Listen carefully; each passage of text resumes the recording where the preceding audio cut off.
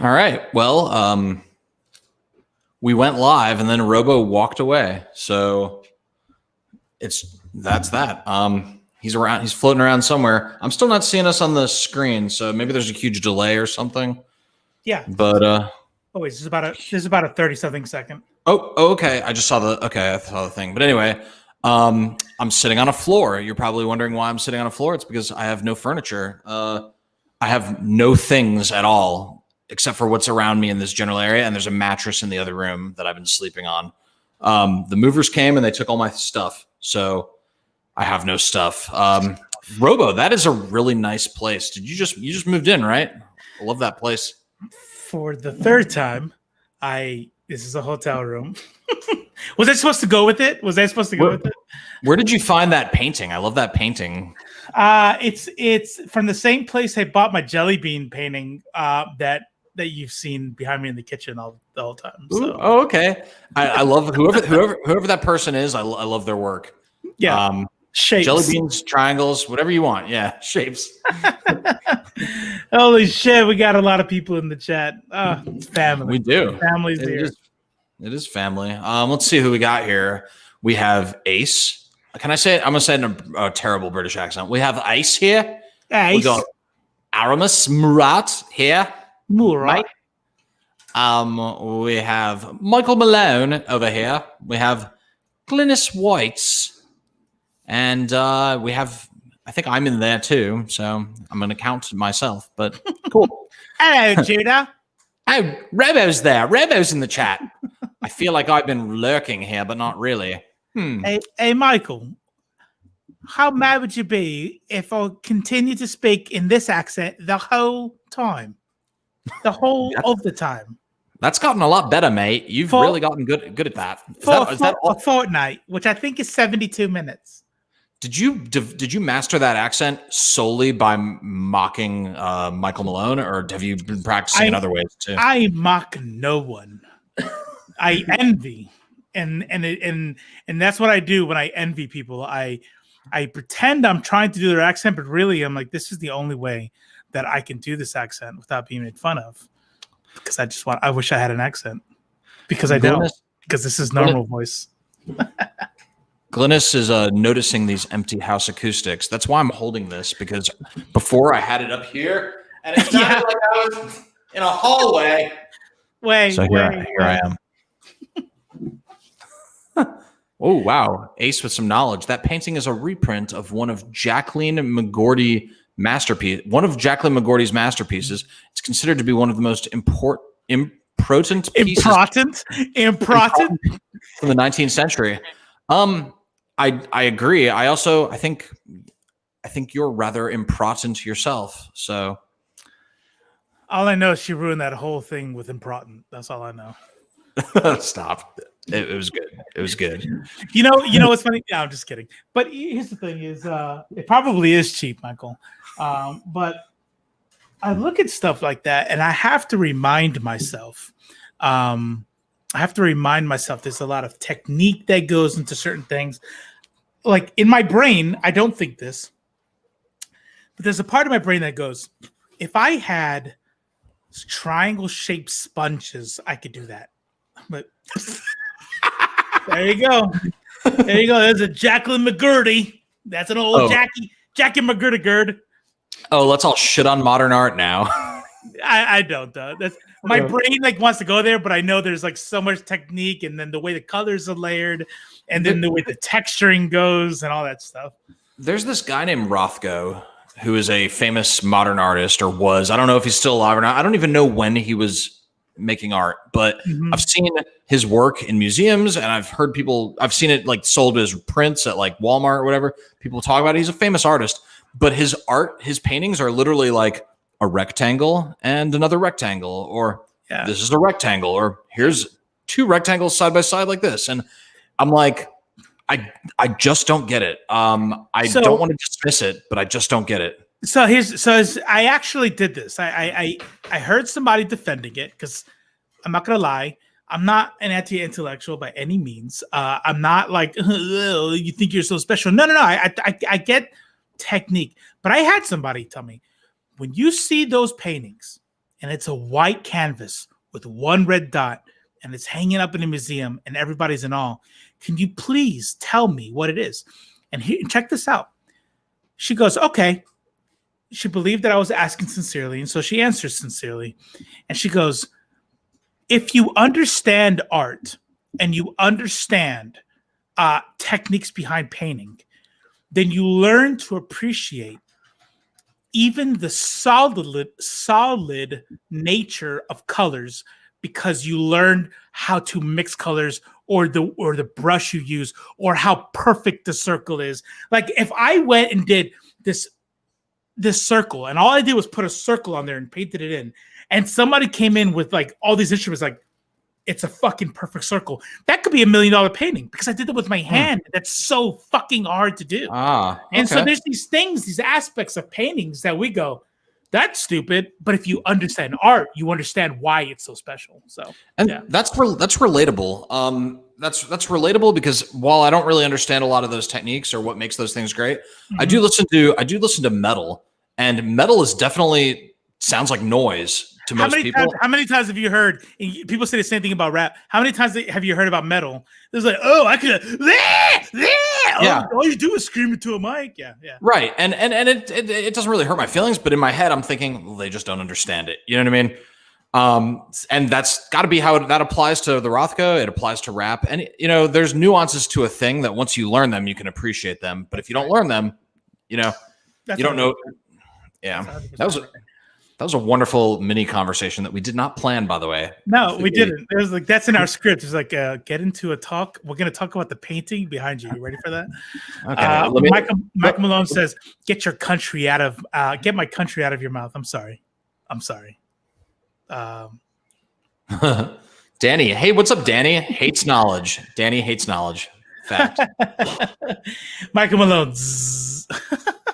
Where did Z come from? Where did Z? Who sounds like that when they're sleeping? Why is that the universal?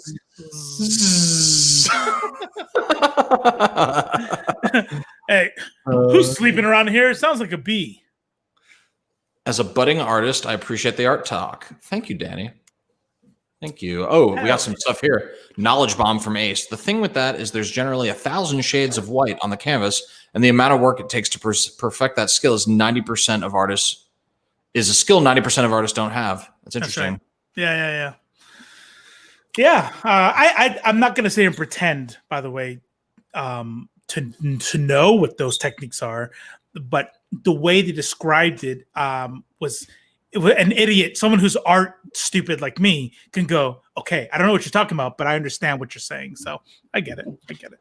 I'm super hesitant about mocking art in general, just because of stuff like that.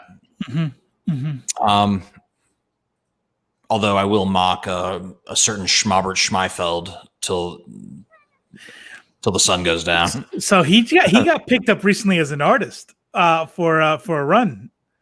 Did you hear about that? He's going to be oh man, I can't remember which title it is, but I'll look it up. Rob Liefeld. Yeah. Is anybody in the chat know? He's just got a thing.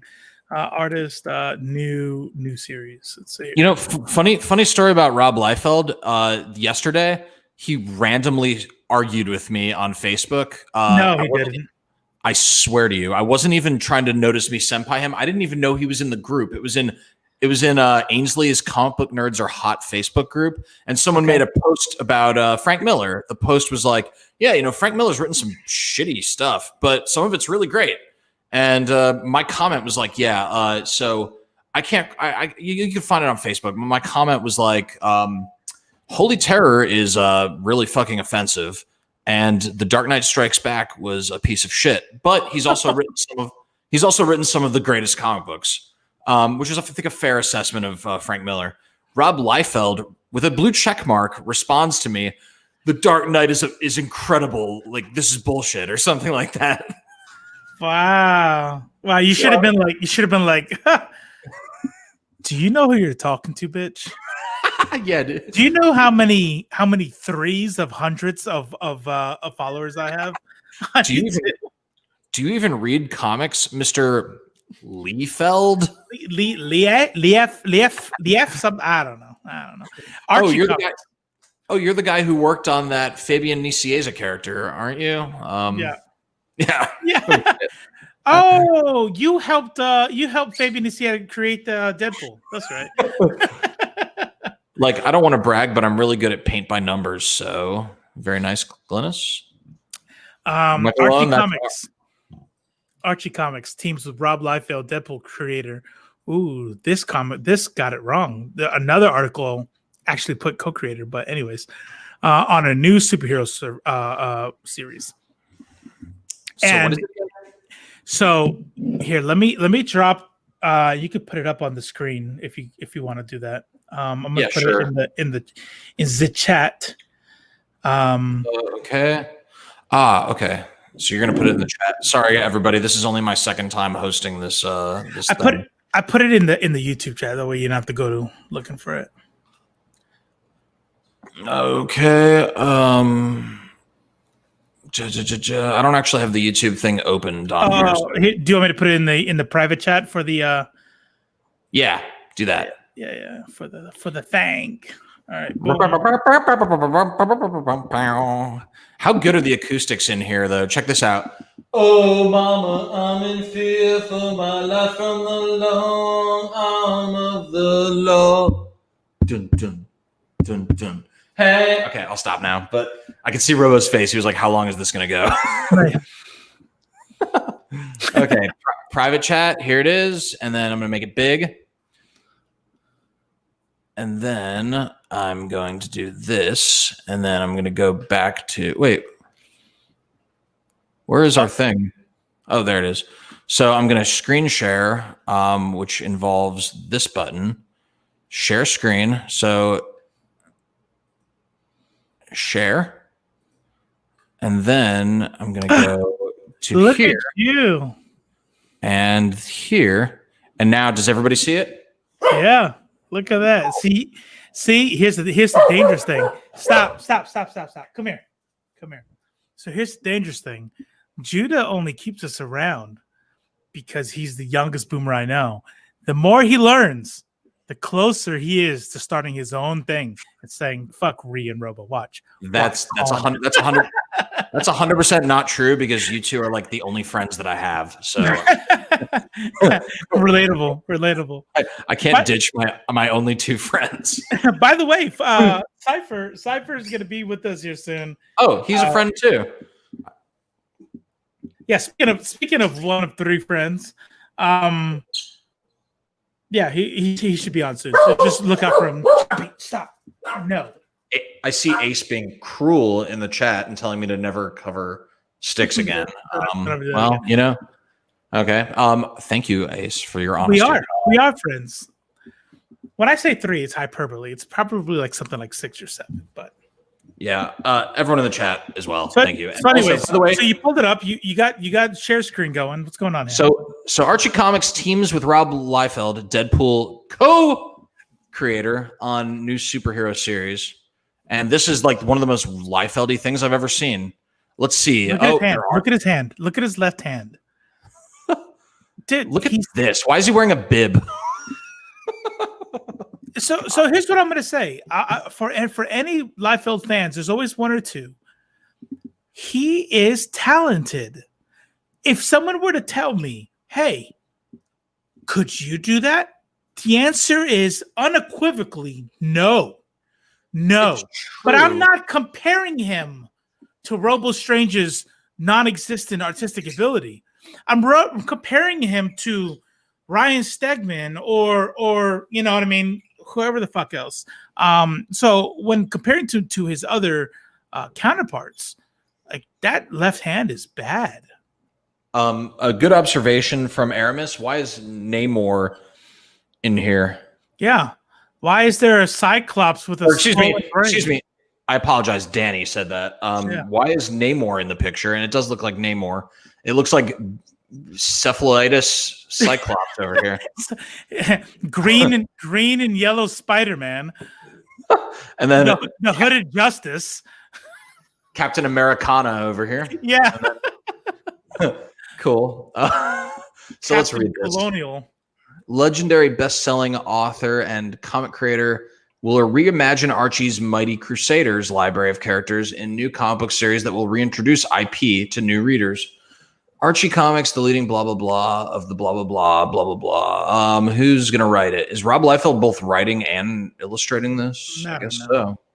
I don't know. Okay, here's the meat and potatoes. Yeah, okay. There's going to be some action. I bet you it's going to be good. You know what I don't like? No backgrounds. Oh, they're fighting in the clouds. Oh, here's another cloud that they're fighting in. Oh, they're fighting in the clouds. And, oh, look, he's in the clouds. Yeah. Oh, and space. Okay. And nobody ever has feet. Feet. Yeah, no. Who needs feet? Let's see. Let's count the feet. So far, zero. We got some hooves there. Feet. You know what it is? He did it. He worked so hard to get these feet that he just cut and pasted them. Yeah, and he only got one. He did the classic horse hoof on the other one. No. Whatever. It could be good. I don't think it's going to be something I'd like, but I don't hate Rob Liefeld. It's fun to poke fun. It's just it's whatever. Yeah. Anyway, so now I'm going to stop sharing, and we're back. Wow, fucking pro, dude. That whole thing worked. All your fellow millennials are welcome. We've been expecting you. Yeah, thank you guys. Oh yeah. Danny goes, to be fair, everything takes place in the cloud nowadays. That is a Judah joke. Joke. Yeah. I don't. Yeah, sure. Okay. Puns. Stop cyberbullying Rob Life. It's a good thing we only ever have like 10 people watching at any time, because I guarantee you people would get, because there's a lot of even pros. I watch them. And I think about this sometimes, and I'm like, anytime any other artist who isn't like overtly problematic, like Rob Feld's not like overtly problematic. He's not like a piece of shit. He's not, right? No. What I see a lot of people, and I think it's understandable, when you're an artist and these people are not ethereal to them, right? So like, let's say Donny Cates. Rob Liefeld is not ethereal to Donny Cates. Rob Liefeld is a dude. It's a guy. It's that bro right there. And to hear people like us, like dude bro, like hobbyist who figured out how to work StreamYard, is talking shit about their art, their legacy, right? It's annoying to them, and they jump on board. And I promise you that when we get bigger, and we will get bigger, we're gonna get some serious shit for talking shit about Rob Liefeld. Watch. Well, that's why they invented. I'm sorry. Yeah. Sorry. But for us and the 10 people in our chat, he sucks. No, just kidding. He doesn't suck. Go. Let's keep going. he's a fine fella. So let's get before we get into some news, let's just a little chit chat about what we've been reading. Mine will be real fast. Let me just go real quick. Mm-hmm. I'm gonna make myself large. Ooh, here I am. God, this fucking quarantine is really just. Let's bag this out a little bit. That's why I'm wearing a sweater. Ooh, okay. Anyway, so I got the new heavy metal, and it's good. It continues that story. So Robo, some of the stories are stories you're following as well, but that Lucy story. Yeah, I was gonna ask about that. The art is beautiful. It's so good. And then Tarna. So this contains Tarna Part 2. And then I actually got Tarna Part 1, the single, because remember, like we've been discussing, heavy metal is also releasing singles. Mm-hmm. But this is illustrated by Patrick Zurcher, and it's by Stephanie Phillips, who, by the way, her career is blowing up right now. She's about to start writing a Harley Quinn as well. So she is really like, this is like she has arrived. I mean, she's been good for a while, but she is definitely arriving in 2021. But so that story is already in heavy metal, but you're also collecting the singles. Some of them. So the story with Tarna, and I'll make myself normal size now because I feel like I'm just okay. So the deal with Tarna is Tarna was first seen in the heavy metal movie. The last vignette, she's the famous chick with a sword who rides a pterodactyl. Yeah. And then Ace. Oh, that's a good question. The answer is 3 issues. They rebooted the world in issue number 3. Oh, go ahead. It's your baby. Go ahead. I mean, it's our baby, but So heavy metal's you. So Ace, the beauty of heavy metal is you can pick up any heavy metal and enjoy it. But the deal with the current kind of stuff that's going on starts with issue 300. Heavy Metal 300. It's an anthology series, and each series has one shots, or each issue has one shot, so you don't have to worry too much about continuity. But there's also a couple ongoing stories, and they all start at issue 300. So if you get 300, 301, and then 302 just came out, you're all caught up, and you keep enjoying it. But then they're also releasing some of the vignettes as single issues, like Tarna, so you can follow those too if you just find like one that you like. Yeah. And just going by some of the stuff that you've shared, Ace, this shit is right up your alley. I think you'd love it. I think so too, for sure. Yeah, it's dope. And nobody else is talking about it, so I kind of like talking about it because I like it. Anyway, and then I'm also, just real quick, I'm almost done with me, but I'm still reading all of the IDW Turtles books. I'm on the 3rd IDW collection, volume 3. And I'm going to read all fucking 12 of these. Mark my words. But I'm still like loving it. Like I read this and then I lay in bed like thinking about it to calm my brain down to go to sleep. It just like, it's a pleasure. 100% pleasure. Anyway, Robo, I'm going to make you big. All right. So I decided to go to search for an LCS. I landed here in Georgia. I don't want to nail it down just yet, but we're in the state of Georgia, and I went to go look for an LCS yesterday. I landed on this one shop, and it's pretty fucking dope. It's small, right? Mom and pop. It's nothing too crazy. It's not like Mile High Comics or anything like that. But they have like online pull lists, and they give you an account to Diamond and whatever the fuck. So anyways, I'll just go real quick over what I ended up getting. I got volume 1 of Invincible. I'm pretty sure I got this in paperback, but this is hardcover. And so I think I'm going to start, if I can get a paperback volume in hardcover, and then I'm going to collect those paperbacks. And then I think we're going to start doing some giveaways in the Discord. So if you're not a part of the Discord already, make sure you join. We'll talk more about that later.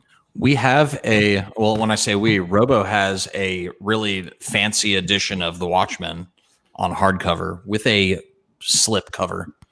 Yeah, it's pretty dope. That's gonna start coming up. We'll think of some giveaways. I think I showed these. So last week was my last time going to Dragon Lair.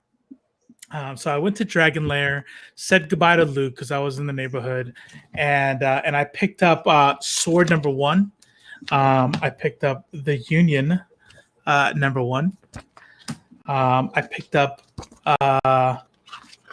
Strange Academy number something or another, and but I picked it up for the cover, and it doesn't have a number on it. So 4. It was in front of my face the whole time. King of Black crossover, Venom number 31. And then Venom number 30. Look at that shit. Look at that. That is so fucking dope.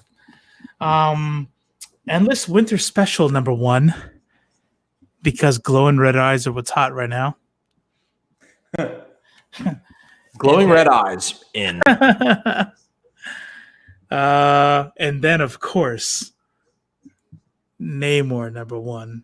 Picked that up last week, so that was pretty dope.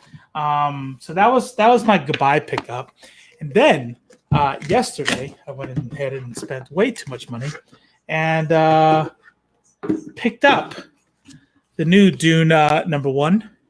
Picked that one. Now I'm a little bit late on that one, but I'll start reading the new Dunes after I read that last trade.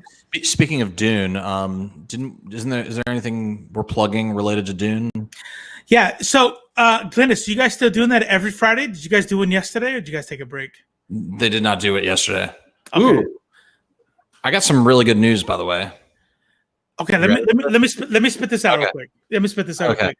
I did get, and Michael's gonna love that I have this. Volume 2 just came out. Something is Killing the Children.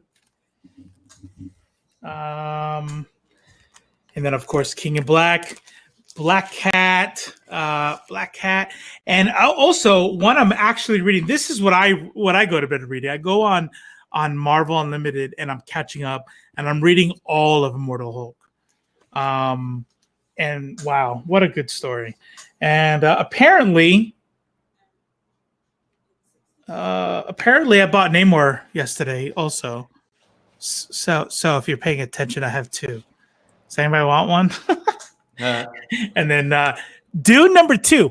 Now, why would you pick that one up? What about that one screamed out to you? So you would think that I bought this because I bought Dune number 1, right? No. You guys know why I bought it. It's shiny, motherfucker. And then I got no, that's it. That's all I got. I got some reading to do. So we're blessed with kind of a pleasant surprise. What's up? In a second. Hello. Yeah, El Tigre. How's it going, man? Hey, what's going on, Judah? Hey, what's up, hey, brother? The strangest of all robots. Have you? It must be nice having all that furniture there. Yo, dude, it's such an underrated blessing. Like whoever invented the chair, you know what I'm saying? Like, just you don't know how much you need chairs until you have to spend a day with no chairs. How's it like being in your own house, not sharing walls with weirdos that you don't know? It's nice. Well, I mean, it's good. You know, sometimes the weirdo add a little excitement to your life, but I don't miss it. Yeah. A fun fact. I was actually like 15 minutes away from Cypher's house, and we landed. I'm only just now getting over. Like, I think yesterday I slept like 12 hours. Not even joking. Just I was gone. And he didn't ask me. He knew. But I still was like, bro, I just want to let you know I'm going to be in Atlanta. I'm not going to come see you. I am dead, brain dead. I am a zombie. I got to go. And I don't even know how I made that drive. But next month. No, honestly though, like when you told me that, I was like, I'm not even gonna offer to come see this motherfucker because he's like, hell no. I'm just gonna be like just one of his life inconveniences. Hey, he's like, dude, look, I'm happy to see you, but you get the fuck on my face. Yeah. You know, it's one of those things to where, like, not even in the future, like, I don't even want to. You ever eat so much food? I know you do. I know you have, because I have. You eat so much food to where, like, the thought of food, like, you don't even want to, like, hey, so next week. You know, I actually had I'm glad you said the food analogy because like the one I had was way more raunchier. I was like, have you ever been in one of those? So much? No, not even that. I was like, have you ever been in one of those questionable websites? And after you're done, you're like, I get the phone away from me. Yeah. I'm disgusted. It's where like within 10 seconds of coming, you hate yourself for at least 10 minutes. You question all your life decisions. I'm like, what's wrong with me?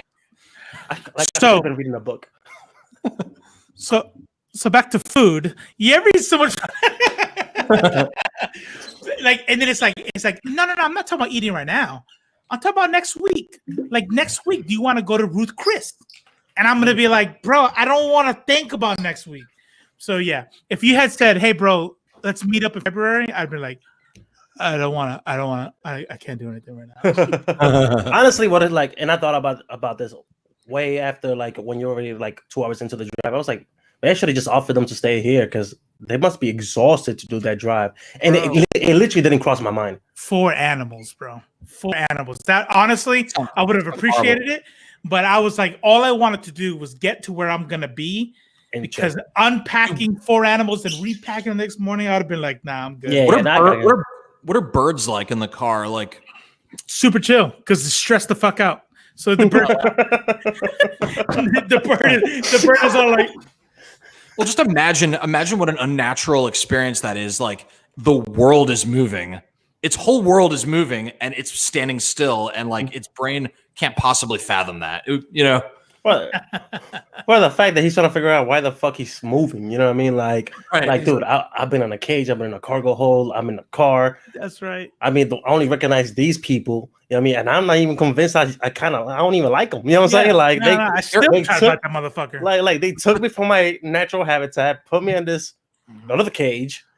Yeah, bro. Which is crazy because there are concepts that are so cosmic that the human brain literally lacks the hardware to fathom it. Like, like infinity. You know what infinity is, but you don't really know what it is because your brain can't contain infinity.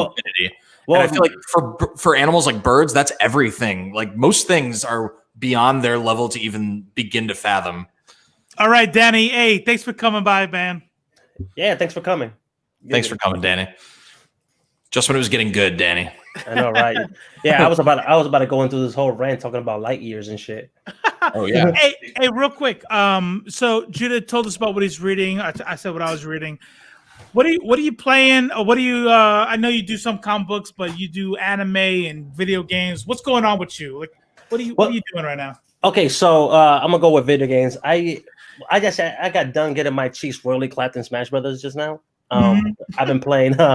So Sephiroth just came out as DLC, which is exciting for us super nerds and weebs because Final Fantasy VII, and he's one of the. I think he's still in the top 100 of best villains of all in entertainment. So it's pretty awesome. Reading, I'm actually I'm glad I'm here because I want to start. So I've been watching Blur's videos, right? And I want to start reading X-Men again, right? Yeah. And but I don't know where to start. So I was like, if I had a little group of people who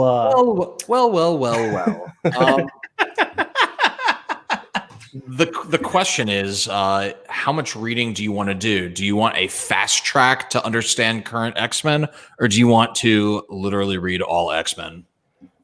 I'll honestly literally read them all. Do we have a link for you?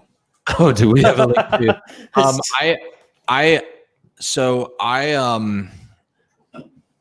In 2018, I decided I was going to read every single mutant title in chronological order. Which, by the way, not a good decision. But just speaking, chronological order. So, like, some things I read that were later, but when they're supposed to have happened. So, like, there's one that's the First Class series of books, which, by the way, not great.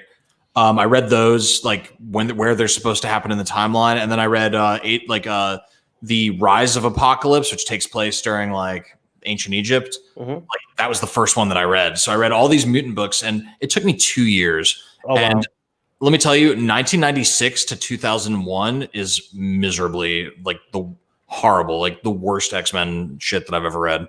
But, yeah, dude. That's a big undertaking. If you want to do that, I respect it, but you're gonna have to quit video games. Okay, yeah, I can't do that. Yeah, that's not gonna happen.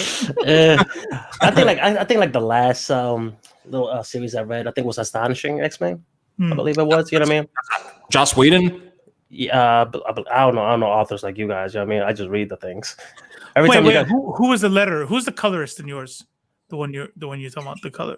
Yeah. I see you guys like, oh my god, I love when this motherfucker wrote this thing. I'm like, bro, I literally never. Anytime I pick up a comic book, I'll be like, oh, this has to be good. It was written by Shakespeare before he went into I don't know. Does Kitty Pryde get blasted into space at the end of that run? Yeah, to stop a super bullet. The giant bullet. Yeah, that's the Joss. That's the Joss Whedon run. Gotcha. He wrote it, and I can't remember. I think it was. I think Greg Land drew at least some of those issues. Best artist ever.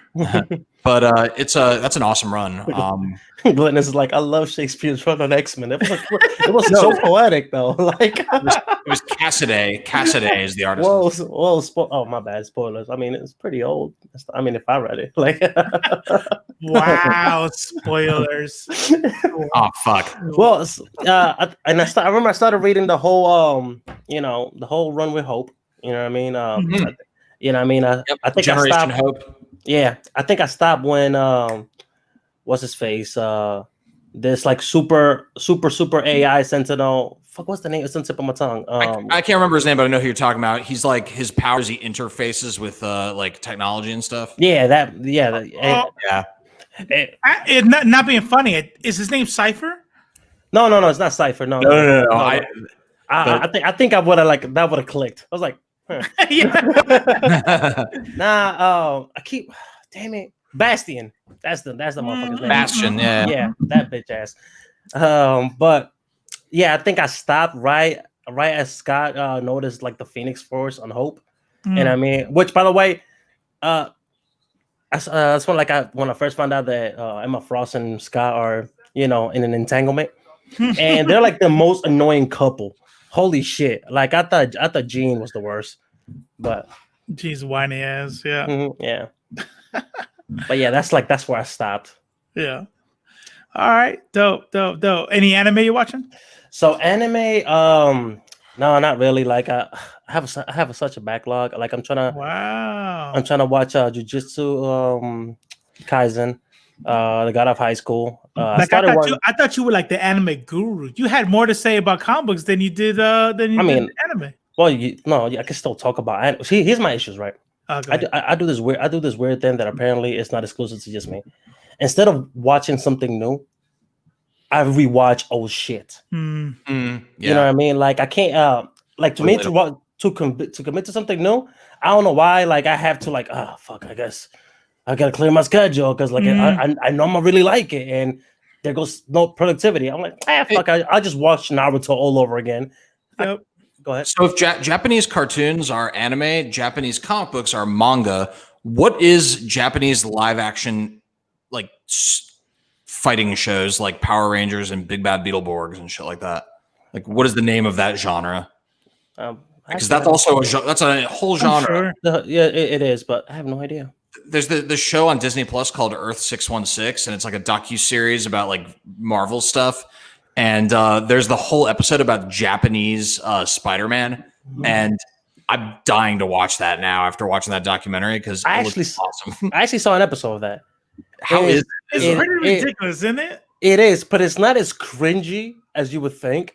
Like it's not something that I was watching, ironically. I sat down, I'm like, this is getting good. Like, oh shit. Like, but because he's not Peter Parker, right? It's just he's just Spider-Man, and I forgot what the Masahiro something. Sentai. Right? Yeah, there it is. There it is. Yeah, not to be confused with any other hentai type words. So the trinity is anime, manga, and sentai. Those are the three. There's a fourth one you're missing. What is it? Hentai. Hentai. Oh. I can talk about hentai too. There's some good series out there. You can't. So Judah wouldn't be able to do hentai because he has a strong aversion towards tentacles. So can't do it. That's not true. That's not true. I thought I thought tentacles and shit is like you find it super creepy and stuff. No, I like tentacles. I'm afraid of animals with. Okay, let me clarify here. I don't want to be victimized by an animal with tentacles, but I'm not afraid of harmless tentacles. Okay. All right. Well, to be fair, these tentacles are doing some penetration. So that's right. There's a lot of penetration involved. Like that's very that's very threatening if you ask me. You know what I mean? Because I mean, it depends on the individual. Who knows? Well, like I can only speak for myself. You know what I mean? Like I like if I were ever in a situation where like I'm about to be taken by a tentacle monster, like how do you fight that? You know what I'm saying? Like he can restrain your limbs. It's all over. Yeah, I mean you're done. I mean at that point you just take your L and hope that he calls you back. I don't know. On a related note, so I've never been scuba diving. I did 4 years in Hawaii. Fuck that. Never did. I had an opportunity at the very end. A coworker was an instructor, and he was giving out scuba diving lessons for $150. I'm like, I thought about it. No, Bergeron. And we were I was like, you know what? But then he's like, oh yeah, octopus. And they're super friendly and they're super intelligent. He's like, just be careful because they try to pull off your mask and stuff. I'm like, no, I'm not going, bro. I'm not going. I'm not going to be 30 feet under the water and then playing with some octopus trying to rip my fucking mask off. No. Robo, you have to see how absurd that is, though. You have to just step outside yourself for a second. Humans eat and murder millions, if not hundreds of millions of octopi every year. Yes. 0 cases of octopi killing humans.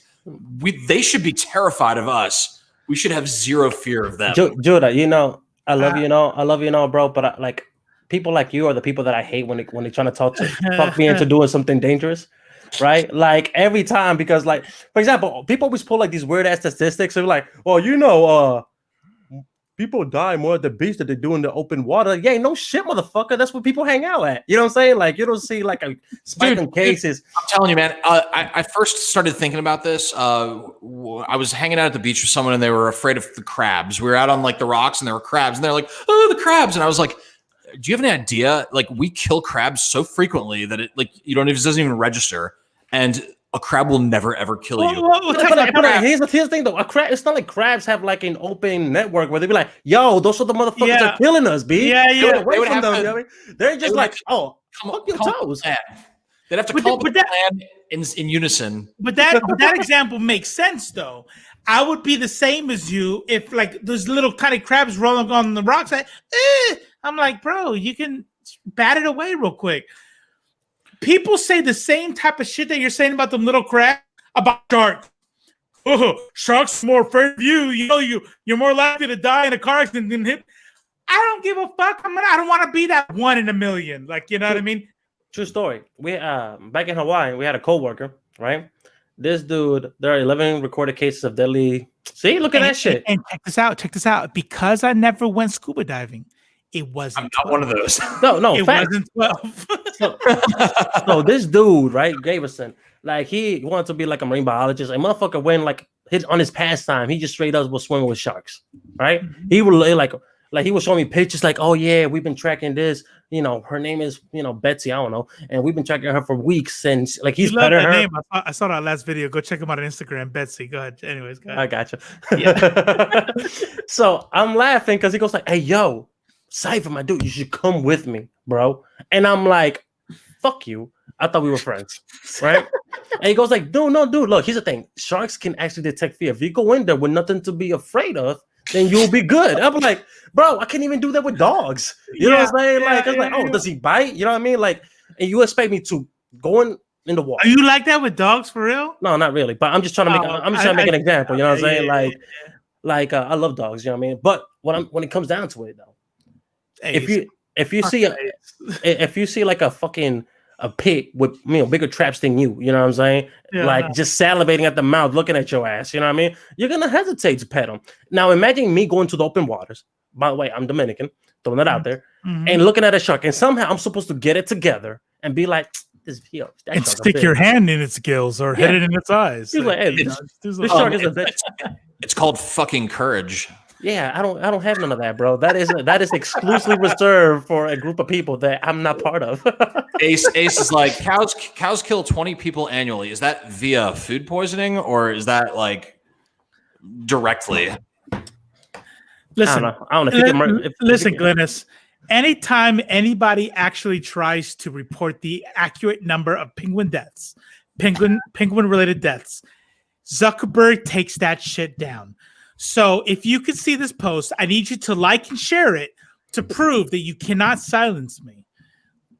By the way, you forgot to say I've done my research.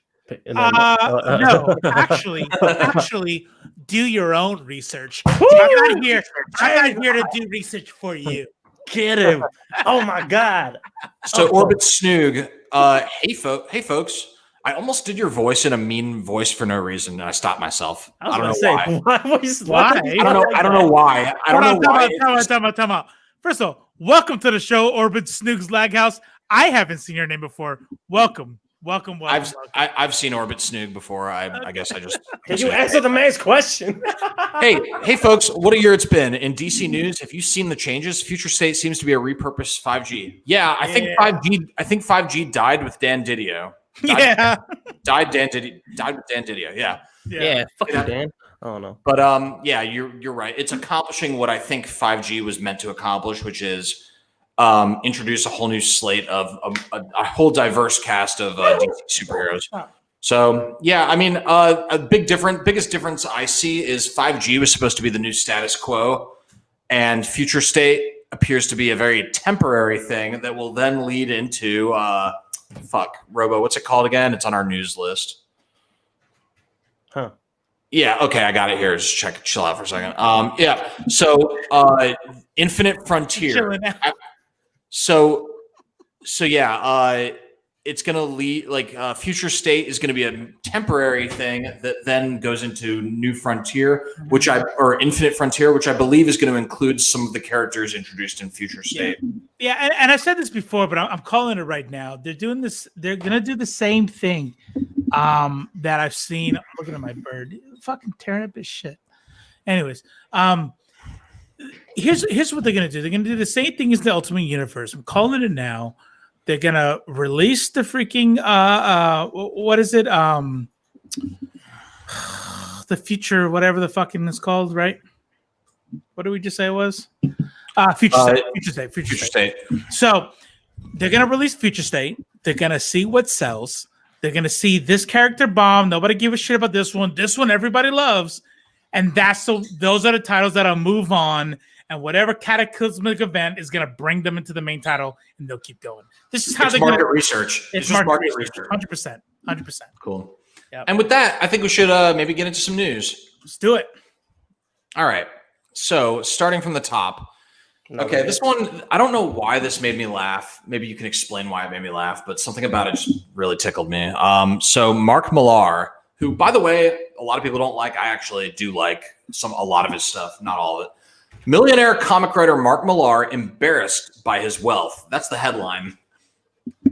The comic book writer Mark Millar has revealed that he's embarrassed by his wealth and plans to use it to help others rather than splash out on luxuries. Millar, 50, sold Millar World, his comic book empire, to Netflix for almost £25 million, which I think that's like a lot of money or something, in 2017. After the deal, he and his wife, Lucy, set up a charitable foundation to help the Townhead area of Coatbridge, where he grew up. Millar said he had met rich people in Hollywood who were deeply unhappy.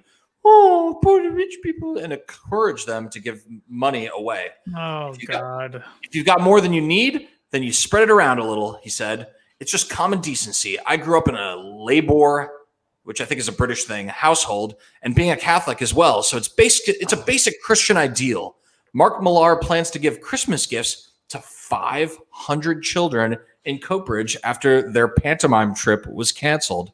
Why is that funny? Is that his pantomime trip? Yes. What is it?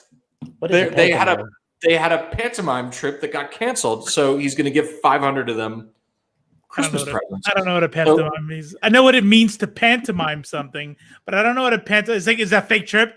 Everybody line up behind me. We're going to pretend to take a trip. So 25 millionaire Millar. Let's break this down into bite-sized chunks. Guy felt bad for having so much money because he sold Millar World for 25 million pounds. That's fair. So far, I'm with it. Yep. So far, I'm with it. So let's provide some context here. We're in a global pandemic. Hundreds of thousands of people are dying. The world is in disarray. There's parts of the country there's parts of the world that are utter poverty, unimaginable poverty. So there's a guy with money he wants to give away. There's a problem. So far, I see a direct sequence of events that could lead to a reasonable conclusion. I'm going to buy 500 kids who were supposed to go on a pantomime trip Christmas presents. Oh my gosh. Thanks, Mark. Look, here's the deal is, I was texting you earlier when I saw the news item, and I'm with it. I think it takes a certain level of integrity, especially being a fucking a lefty-brained individual like myself. I would like to think to myself, if I inherited $1 billion tomorrow, could I put my money where my mouth is? Maybe I let myself live off of. I'll get a money manager and let myself live off. I want to be comfortable. I want to be happy. $500,000 a year, and the rest I figure out what to do with it, how to get it to the poor. Right? That's cool. That's fine. I can agree. I don't know if I'd have the courage or integrity to do that, by the way. I would like to think I could, though. But when you look at people who don't do that and go, they were so unhappy in my Catholic background, and I'm going to go to these kids in this neighborhood, I'm like, shut the fuck up. Like, get the fuck out of here.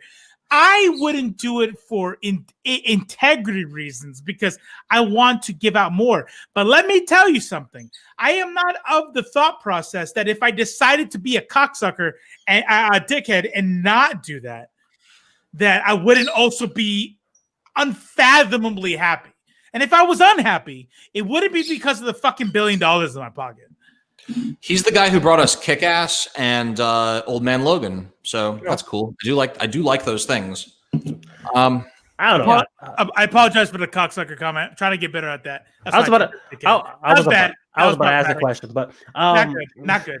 I'm working on it. I don't know. I always get irritated when motherfuckers be like, "Dude, I hate how rich I am." You know, like I'd be like, "Man, fuck you. We broke." You know what I mean? Like, fuck you. Like the whole money can't buy happiness. Only broke people say that. Oh no, dude! I had a whole conversation about that, right? Last time with my boy, he was like, "Well, look at all these rich people that are so unhappy." I'm like, here's why rich people are the ones like, like basically that co-signs the whole money can't buy happiness shit. It's because when you have to worry about bills, rent, mortgage, whatever bills, right? Where losing your job could be losing your entire livelihood, right? Mm-hmm. When you don't have that worry, you can focus on other shit and you will realize how much dumb shit bothers you that wouldn't bother you when you have other problems. You know what I'm saying? You get to focus on yourself. That's why like right now, like you're talking about concepts about like, infinity and stuff, like things that we can't grasp. Something that we can't grasp is money, broke people, at least money being finite. You know what I mean? These people have unlimited resources. Like every time we see a celebrity, like this motherfucker spent $250,000 for a car. Like that is stupid. That is so irresponsible spending. I'm like, motherfucker, what else are you gonna spending on? Yeah. So I agree with you. There's one thing that kind of floats in my head, and I don't really have a solid foundation. I don't really have a solid view on it, but check it out. Real quick, only because you're not paying attention to private chat. Can you take Glynis's comment off the screen? Dude, I've read that shit 18 times. It's really bugging me. I don't know why. It made me happy paying mine and my friend's bills. Thank you. 100%. That's what I would do. Yes. So prehistoric human, either getting hunted by predators or trying to find food, constant state of survival. They didn't develop really the same. They didn't necessarily develop like the stress that we feel of thinking about the future or thinking about things we're not doing or, normal human stress factors because they were constantly in a survival state. Mm-hmm. And then once that was lifted through technology and through, modernization, that's when these other stressors of like bills and buying, paying your mortgage, stuff like that started to fester. And that's where that stress comes from. It had to transfer. The fight or flight is a part of us, and it had to transfer to other forms of stress because we were no longer in a fight or flight state. So when we reach that next level where we no longer even have to worry about those things like bills or, making ends meet, we still have that in us. And I think that's where people get that idea that rich money doesn't make people unhappy. It just, the thing in them that makes them stressed stays with them no matter what they do. It just gets redirected in other ways. So I can pay all my bills. I can do whatever I want with, follow my dreams. But now when, me and Robo disagree about something, instead of it just being a mild, like, oh, well, it becomes like my number one stress factor. You know what I'm saying? So that just transfers to the next stress factor. Like you're going to be stressed no matter what. It just, what you're stressed about depends on. Yeah. But I would rather be stressed in a Bugatti. My aunt is a millionaire. She is a millionaire. She married my ex-uncle Steve. They got a divorce, and she has 2 homes. She has a house in Long Beach Island. She has a house in somewhere else in New Jersey. She's a very wealthy woman, and she has like these family feuds and grudges that are mind-blowingly stupid to me. You know what I mean? Someone won't come to a party that she threw and she will be angry at them forever. or like an imagined slight occurs, or someone, expects her to pay for something that she wasn't expecting to pay for, or someone makes a comment that she thinks is a direct insult to her. Like, I think my dad was like, so are you thinking of like getting a job or something just to like pass the time? You know what I mean? Like, that's like a normal conversation thing, but because she has no other stress factors, that thing festers in her brain and she like becomes obsessed with it the way that we would be obsessed with, normal life things, like, again, paying a mortgage or something. So that's where it kind of gives me that idea, Yeah, I agree. I wonder though, because poor people do that too, that I think some people are just there are people who are kind of just like that. There's some truth to what you're saying though. Like when we look at teenagers and because they only have so much stress levels, there are certain things in a teenager's life that can make them, like, for example, suicidal, for example. Just because we can't understand it doesn't mean that that's not the worst thing in their world. Yeah. To bring them to the edge. However, what my it's so give me her number. my thing about your aunt though is this is like when you start looking at what stresses you out, typically what stresses out an individual when they're broke is going to be among the same things that stress out people when they're rich, right? So interpersonal conflicts, personal disorders, complexes they might have, insecurities they might have, those exist up and down the socioeconomic change. But what the difference is while I have to sit and deal with interpersonal problems and disorders and insecurities and whatever else in my life, I also have to worry about paying bills and being in debt or whatever the fuck, and if I'm really broke, well, how am I going to feed my children, or how am I going to send them to college? We all share problems, and there's things that money won't fix.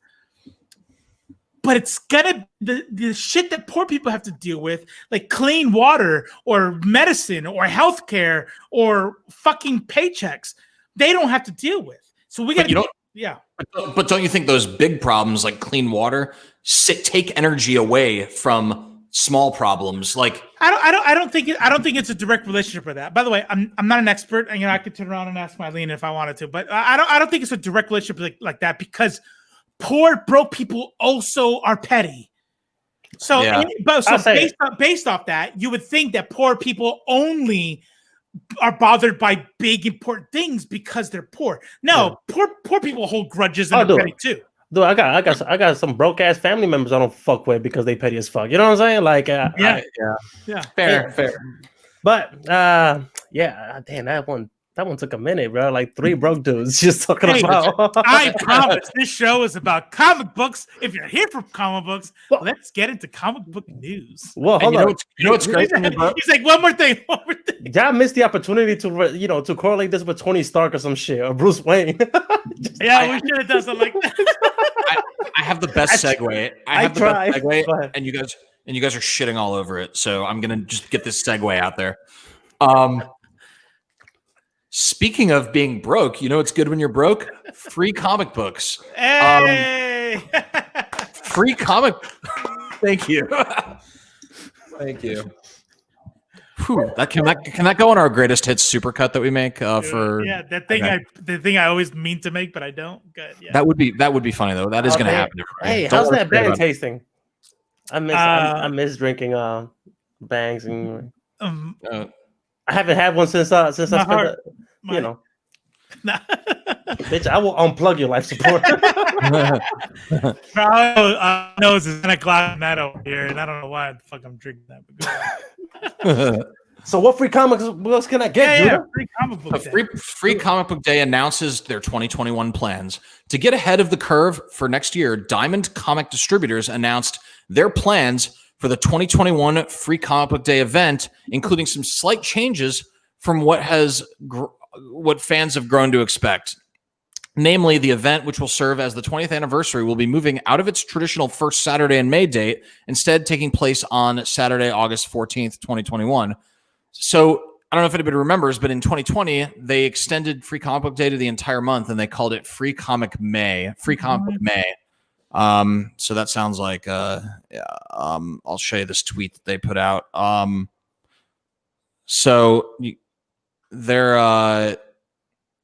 They tweeted out Free Comic Book Day, which I guess we should follow them or something. They tweeted out Free Comic Book Day. We're incredibly excited.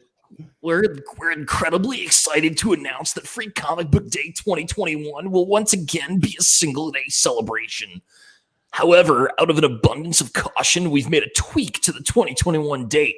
FCBDT 2021 will take place at local comic shops on Saturday, August 14th, 2021. And there you go. Why does he sound like the turtle off of Rocko's Modern Life? I'm nauseous.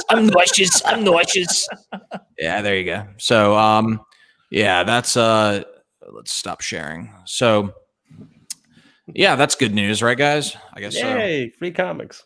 That's dope. Yeah. Free comics. But they always ruin it by putting Free Comic Book Day on the cover of it. And I'm like, well, don't let anybody know that I couldn't buy this. Say, hey, he got the free version. Bro. Hey, bro, I got you this Bugatti, but on the back windshield it said, gifted to this broke motherfucker. I'll still take it. Yes, still take it. I'll still take it, bro. Like, yeah, hey, I don't have any pride. bro. Fuck it. I saw my shit a long time ago, bro. You guys remember Brian K. Vaughan? He wrote this series that I guess some people are aware he's of. an author. I don't know who he is. Called Saga, and why he also wrote Why the Last Man and a very not very well known but super awesome Mystique run that he also died in the second issue of Crossed. That's right. He's crossover, not Crossed. He did die in Crossover. It's true. Hopefully they resurrect him or something. But he is going to write. And by the way, guys, it's a slow news day, so bear with me. Brian K. Vaughan is going to write Buck Rogers, a TV series for Legendary. Brian K. Vaughan, the comic author behind Why the Last Man and Saga, has been tapped to pen Legendary's television adaptation of classic pulp hero Buck Rogers. Mm-hmm. Legendary, okay, blah, blah, blah. Legendary is behind the upcoming sci-fi epic Dune and movies such as Godzilla and Kong, Skull Island. He's envisioning a multi-platform, multi-medium approach to the character, developing concurrently a prestige-level television series, a feature film, and Cypher, an anime series. Rogers was turned into a comic strip titled simply Buck Rogers in 1929 by the John F. Dilley Company, whereupon the character's popularity exploded across the country. Soon, toys, radio plays, comic books, and a movie serial starring Buster Crab, I don't even know who that is, followed in 1979. NBC produced a short-lived but finally remembered series titled Buck Rogers in the 25th Century that starred Gil Gerard and Aaron Gray and introduced a robot sidekick named Tweaky and a talking computer named Dr. Theopolis. So I don't really know anything about Buck Rogers. I'm not really. That's an area of nerddom that I'm completely not a part of. But it is kind of interesting that there's like a whole, not just a show, but like a whole multi-platform developing around it. So maybe I'll get into it. I do like multi-platform things like that. So if you are in the Buck Rogers nerddom, it is quite likely that you are 10 to 15 years older than me. So just throwing that out there. hey, just for us people that don't know, how old are you again? 40. Oh my God. 40. Wow. You look like you're 39. I'm the oldest. Fuck you. I'm the oldest dude in this group. And Buck Rogers is something like my grandfather, like my, like my nerdy older uncles. Like, I guess it's like a Flash. It makes me think of Flash Gordon or something. It's 1960s, 1970s sci-fi. Yeah, yeah. Okay. Well, maybe I'll check it out just to be abreast of. Well, Glennis did say her dad is super excited about the news. So see, yeah. Oh, cool. That's like the same as saying like, hey, yo, her Popeye is making a comeback, bro. That's right. That's right. I was like, yeah. My grandfather will be so hype. Yeah. So speaking of Brian K. Vaughan, and I hope he's watching. I know he's watching. Yeah, 100%. There's 10 people watching right now. One of them is Brian K. Vaughan. The chances that it's not Brian K. Vaughan is like 0. Bro, come on. It's simple. Hey, Brian, where the fuck is Saga? What's going on with Saga? Where the fuck is Saga? Just tell us in the comments. You said it would be a year. You said it would be a year, and it's like way longer than that. Where's Saga? Hey. Oh, can I read this comment out loud? Please let me read this comment out loud. Yeah, do it. I already know which one. Put it up on the screen. Say it in a voice. Give it a voice. Marvel sucks and their garbage movies ruin Hollywood and inspire trash like DC Rebirth and Doomsday Clock and 3 Jokers. Now, that's Night Owl with the second. So there's 2 of these dudes. He really, really does not like Marvel. Is he? Is this from your crew? No. I thought he was like related to Scorsese or some shit like that. Damn it, bro! I really wanted to see what he had to say. Yeah, Night Owl smells like CG. maybe. Sorry. It just sucks. It's just garbage, bro. Batman versus Superman is the greatest movie out there. We'll see what he has to say in 300 seconds. You think he'll stay that long? Like you can not like Marvel and DC. Like that's okay to not like those things. It is. Yeah, but then when you come to a channel that that freaking loves it. Well, maybe he's a big fan of Image. Maybe he loves Image, or maybe he loves Boom, or yeah. I keep forgetting this more comic company. I totally understand. the desire, but I'm curious. I want to hear more. Untime them out just to hear more. Hopefully, you stick around, Night Owl. Do elaborate. That's all we want. Okay. That's all to be continued. And in the meantime, let's check out some of these other news items. So Buck Roger. Yeah. Can you tell me a little bit about Saga? Oh my God, dude, it's the best. So it's Brian K. Vaughan and Fiona Staples. It's for Image. It's kind of like a Star Wars-esque space opera, but it's about like these 2 warring people and 2 people from that fall in love during this war and have like an illegitimate child that is being like hunted by both sides, and they're on the run in a tree that's also a spaceship. And meanwhile there's like this Glennis says no spoilers for Volume 9. Just want to throw that in there real quick. No spoiler for Volume 9. I'll do that for Glennis, even though I do want to talk about it, but whatever. It's been out for so long, you should just read it.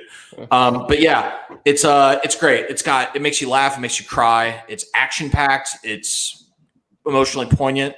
There's a I guess big cat. I don't know if it's a tiger or something, but it's called Lying Cat, and it can detect if someone's lying. It just says lying. That's the only word that it says. I thought you said Lion Cat. I thought it was a Lion Cat. I was like, that's no, okay, super cool. creative. Friends with Wolf Dog. Cool. I mean, if you say a lie around Lion Cat, it just goes lying, and that's like at first you're like, well, this is kind of weird, but then there's this one scene where this girl who was born,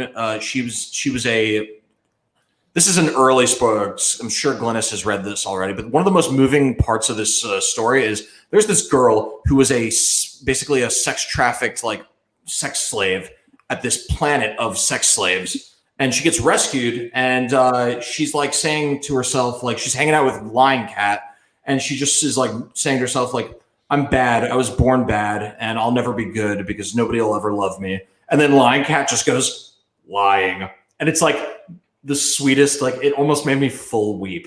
You have to read the series. Lion Cat shot his shot there. It's making me well up a little bit just thinking about it. It's so moving. But Mister, I don't emote.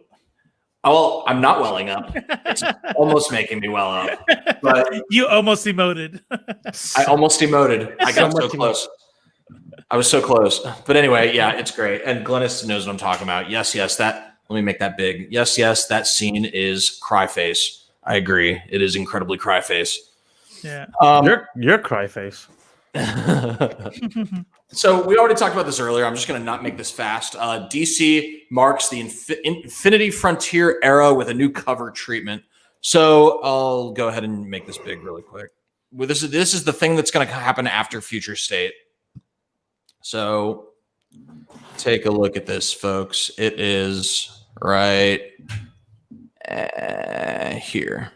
So this thing right here. See this thing right here? With the circle that says DC, the number, and then this oval. You're not sharing. Oh, I'm not sharing. Never mind. Only lion cat had tentacles. Huh? Tentacles. I funk you spelling tentacles incorrect. So you see this thing right here? Yep. Yeah. That's going to be on the corner of all the DC books after Future State. So Nike swoosh. Oh, Infinity Frontier. Okay. Infinite or Infinity Frontier. I think Infinity has the Y and Infinite has the E, but I can't remember. And then the oval with the number and then the little symbol. It looks cool. Do they need another relaunch? Maybe. Maybe. What's funny is we're talking about a relaunch that's happening after the next relaunch. So, like, holy shit, you know what I mean? So my new LCS was bending my ear a little bit yesterday. He's actually super fucking pissed at DC. Really? And I said, wow, that's weird because Luke, the Hawaii LCS, he was like, he loves it because they're on time. He goes, no, they completely fucked us. He goes, I had no idea how much shipping was because on my shipper, I would get a deal on how much I would ship every Wednesday or Tuesday, obviously, and DC fucked it all up. And because I can't ship all as much, like shipping costs skyrocketed, and he can't even raise the prices on the books to compensate. Like DC doing this Tuesday release. If anybody didn't know, if you don't read DC Marvel, DC's new comic book day is not Wednesday; it's Tuesday. Who's the guy that hates DC and Marvel right now? The Night Owl Part 2. Who Night Owl the second? We're still waiting on an answer from Night Owl the second. Oh, I don't think he's coming back. Well, yeah, I think he was unmuted. Night Owl. Guys, well, we were mean. Like he was just sharing an opinion and gave no indication of hating them for representation related reasons. True. Just didn't, and we were mean right off the gate, so that's why he left. I was confused why they got the timeout. We're mean. Oh, are we? Okay, never mind. Then I'm not. He left because of the voice you gave him. You said give him a voice, and that voice, I would have left. No, but no, that voice was spot on, and I haven't met him yet. I'm pretty sure that's how he sounds. Judah, make your rich aunt give Glynis $100 for each second they're on their show on the banner. Each second their show on the banner. Yeah. So it's not just tentacles. Let's get it misspelled today. Give Night Owl a link to get on video. Ooh, that would be fun. Ooh, that might be dangerous. Go find him. That might be dangerous. We can boot him. I'm not 100% against it. Let's do it. Fuck it. Yo, Night Owl, you down? Say something in the chat that if you're interested. He's not in here. He's not in. He left. Okay. Oh, yeah, he left. Okay. Yeah. Hey. Yeah. Hey, Aramis, I'm assuming from your pick you can recommend a good Nova arc other than Champions. I can recommend a good Nova arc, but she was asking Artemis. She was asking Aramis, which, by the way, is a musketeer. If you guys didn't pick up the reference, cool and cool. I have COVID and can't spell, and I'm on some heavy nighttime cough syrup. Oh, that's right, because I was very passive aggressive towards Ace. That last I'm sorry. You guys are never gonna have me here again. Yeah, can we not have Cypher here? He just started lashing with people. So COVID has 3 symptoms. Loses your sense of taste, smell, and your ability to spell words. So yeah, it's well documented. If anybody has fever, cough, sneezing, sore throat, loss of taste, loss of smell, or inability to spell words, make sure you go see a doctor right away. I can't taste this poke, and I think I have clovid. Oh yeah. Oh, let's get the vaccine over here. We got one. Hey, so are you guys gonna get forced to take the vaccine? I probably eventually. I don't trust vaccines because apparently they give people Down syndrome. Stop. Yeah, the VA hit me. I was like, "Hey, bro, you qualified to be the on the first few." Did it really? Yeah, they hit me up. They were like, "Hey, yo, we got you, bro." And I'm like, "Yeah, y'all can skip me on this one." What? For real? Let me tell you something. Hold on. Everybody get the vaccine. Hear me out. I'm not opposed to vaccines at all. Vaccinate all your kids. But, it takes decades for vaccines to come out. And this one came out in 2 months. No. I talked to my mom about This vaccine has been in research for years. The whole mRNA thing has been getting researched since the first SARS. This is not a rush deal. And I talked to my.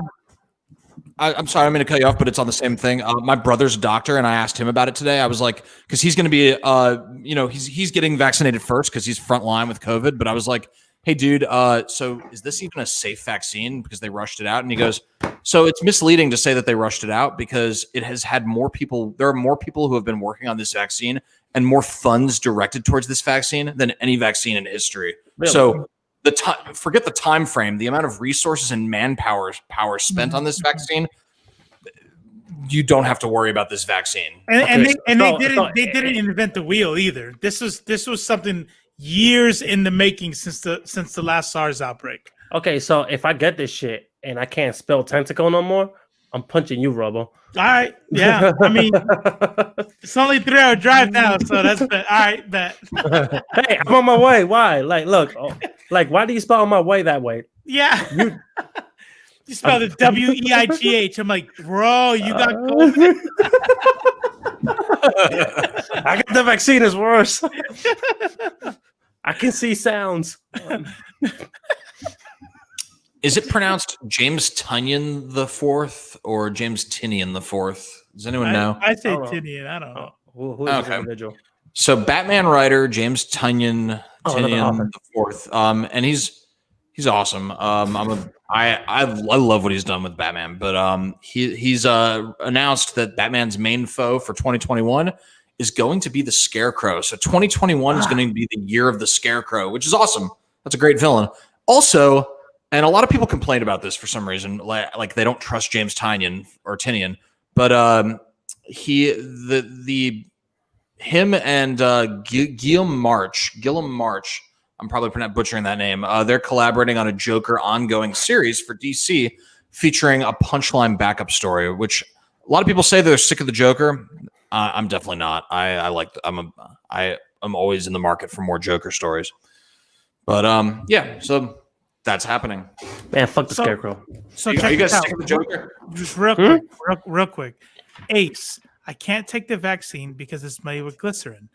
And glycerin, and that would kill me. That's why everyone fucking else needs to take the vaccine. There are people who cannot take it. Right. Okay. It's almost like you are a leftist or something. I don't know. I'm just pro science. Real talk. So can I thank God? Take the vaccine who can safely take it. Yeah. So to answer your question, okay, I'm not tired of the Joker. Right. I'm one of the few and dwindling people who like the Joker movie. And I get it. But at the same time, I'm like, it's like you only have 3 characters: Superman, Batman, Joker, and Joker's a Batman related thing. Like, bro, you gotta have something else. There's gotta be something. And it's not like I'm tired of it. I'm like, I'll read it. Cool, I get it. But I mean, 3 Jokers was kind of whack, and it was okay, right? It was okay. But it's like, come on, you got to have other characters out there, bro. I just like one of thing gonna bring back Booster Gold. I love Booster Gold. Yeah, I agree. I think I agree almost 100% with. Not even almost. I agree 100% with what Robo just said. I love the Joker. I enjoyed the Joker movie, but Joker's not the only Batman villain, and there definitely needs to be, I think, breaks from the Joker to keep the Joker exciting. Yeah. When people, Scarecrow's awesome. Scarecrow's awesome. Look, I hate it. Look, especially after playing those are the Arkham games. Those are the scariest levels, dude. Like, okay, on Arkham Asylum was very creative, right? But Scarecrow's playing in Arkham Knight made absolutely, and I can't stress this enough, no sense at all. This dude, his whole plot, like, we waited 3 games of this motherfucker just planning, scheming, all the Easter eggs in Arkham City. I'm like, yo, the Joker. Fuck that guy. The Scarecrow. He's gonna come out. He's gonna do some gangster shit. Hey, Batman, I'm gonna scare you, bro. I'm like, bitch again. Like, and I just like, and now I don't know, man. I think the Scarecrow is just so overplayed, overhyped. Like, dude, you have a doctor. It's like, go get a job. Like, you're employable. You know what I'm saying? What's the name of the guy who played him in Batman Begins? He's also on that show that everybody used to love. He was right there too. The Peaky Blinders guy. Oh yeah. Peaky Blinders is a dope ass show, by the way. There's a scene. Mylene watches it more than me, but whenever I stop and I watch it, it's pretty dope. Hey, whenever like I walk by the TV. Yeah. I mean, like I got too much shit to do. I'm not gonna watch another show, but you know, I got Mandalorian or Peaky Blinders. I gotta do Mandalorian. So. Oh, can we talk about that yet? Can we just go right to the? Can we just skip the Mandalorian? It came out last Friday, right? It came out yesterday. The season finale was yesterday. Let's do a survey. Survey in the chat. Yeah, in the chat, just say please don't if you don't want us talking about the Cillian Murphy. It's Cillian Murphy. Yeah, he's great.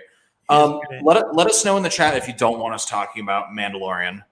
Just let this is your chance, and no, we got one. We got one. I'm joking. I don't care. Oh, okay. Oh, okay. Oh no! Right. Ace is the please don't. What is wrong with you people? It's on demand. Okay. Yeah, but they haven't demanded it yet, bro. They got shit to do. It's true. I've waited a couple. Actually, I didn't watch mine till today. What's today? Saturday, right? So I get it. Oh shit, we're the same. I keep forgetting we're in the same time zone. Yeah. So like, I don't have to like wait until 3 a.m. so I can text you. Yeah. Dude. I'll say is that the Mandalorian season finale is so dope. That's it. That's all we'll say. Dude, can we talk about a Mandalorian? Is that a character in the Mandalorian? A Mandalorian? A Mandalorian. A Mandalorian, bro. That's how is it? Yeah. Can we talk about the season finale of a Mandalorian? Yeah. It's crazy though because I don't know. Right, are you guys seen Cobra Kai by any chance? No, you love that. You too love that. I didn't watch that. Go ahead, Judah. Real quick, I'm not going to mention his name, although you guys probably know who it is. But I do have a friend who has already watched all of season 3 and recently did an interview with Ralph Macchio. Really? And why aren't you going to mention his name? Why is that? Well, because I was going to talk about shit from season 3, but I don't want to throw him under the bus because he's probably not supposed to talk about it. Oh, yeah. Okay, got it. Yeah. Dude, I'm telling you, I've never thought I was going to be as hooked to the bitch-ass Karate Kid all over again. Like, I saw the show. Dope. I saw it, and here's how I saw it, right? There was a game, Cobra Kai, that I did a reaction video to, right? And the game looked absolutely doo-doo water. Yeah, so no, there's no shame here. That's why it's shameless. Yeah, saying, go check it out. YouTube, subscribe. It's like, you know what? I'm about to go live right now. We can talk about it in the comments, bro.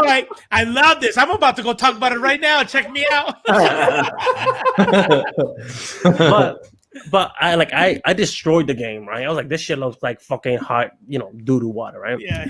Everybody was like, yo, but this show is so dope. I'm like, dude, I'm fucking 29. I'm not gonna see the Karate Kid sequel. You know what I'm saying? And they go like, no, you need to. So you need to.